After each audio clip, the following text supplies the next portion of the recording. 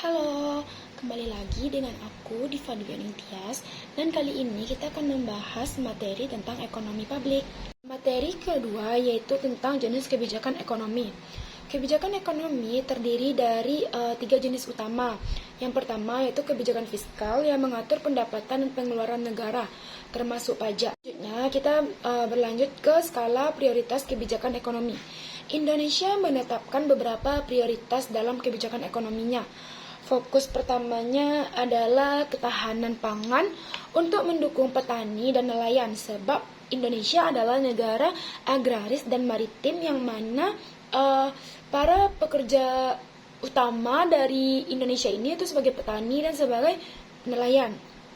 Kedua, yaitu transisi energi yang berkelanjutan. Yang ketiga, yaitu penguatan program sosial untuk kelompok yang rentan. Dan yang keempat, yaitu revitalisasi sektor produksi dengan dukungan ekonomi hijau dan digitalisasi. Selanjutnya, yaitu ke parameter prioritas. Dalam penentuan prioritas, pemerintah melihat tingkat kemendesakan kebutuhan, perkembangan dampak negatif, serta kondisi dan kriteria yang harus dipenuhi agar kebijakan bisa efektif dan tepat sasaran. Atau dengan nggak mungkin ya kalau suatu kebutuhan tuh harusnya ke bagian A, nggak mungkin harusnya ke bagian B.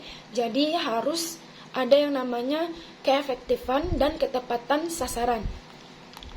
Selanjutnya kita masuk ke kondisi dan kriteria prioritas. Kebijakan juga mempengaruhi kondisi global dan domestik, kesiapan dan kepastian pelaksanaan, serta kebutuhan untuk menjaga stabilitas makroekonomi. Selain itu, perhatian khusus pada pemerataan peluang dan pemberdayaan UMKM. Sebab pada saat sekarang ini UMKM di Indonesia lagi marak-maraknya banget. Jadi pemerintah harus memberikan peluang terhadap sekumpulan orang yang berdagang atau yang dikenal dengan UMKM. Selanjutnya yaitu syarat prioritas 2025.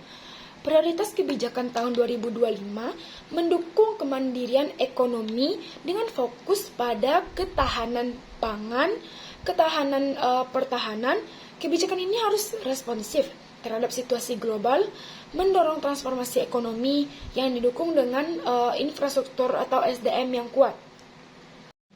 Selanjutnya yaitu pengertian kinerja ekonomi. Kinerja ekonomi publik adalah gambaran bagaimana pemerintah mengelola sumber daya untuk mencapai tujuan yang secara efisien dan efektif, seperti pembangunan infrastruktur dan layanan publik.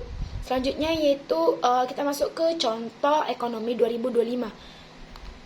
Pada kuartal 2025, pertumbuhan ekonomi mencapai 5,12% dengan stimulus ekonomi sebanyak 24,44 triliun. Inflasi stabil dan kisaran 1,87 sampai 1,95% saja, dan likuiditas perbankan tetap terjaga. Selanjutnya yaitu kinerja ekonomi dan bisnis. Kinerja ekonomi dan bisnis. Stabilitas makroekonomi seperti pengendalian inflasi dan nilai tukar rupiah itu penting bagi pertumbuhan bisnis, terutama oleh kelompok UMKM. Dengan kemudahan perizinan dan pembiayaan, maka ekonomi Indonesia ini akan semakin membaik dan semakin meningkat.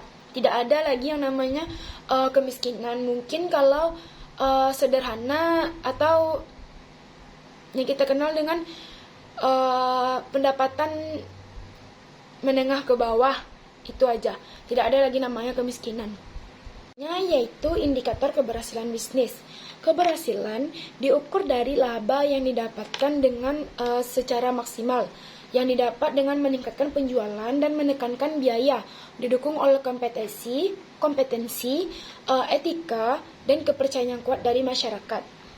Dengan kinerja ekonomi yang baik, pemerintah mampu menciptakan kondisi yang mendukung pertumbuhan bisnis, lapangan kerja, dan kesejahteraan masyarakat secara luas.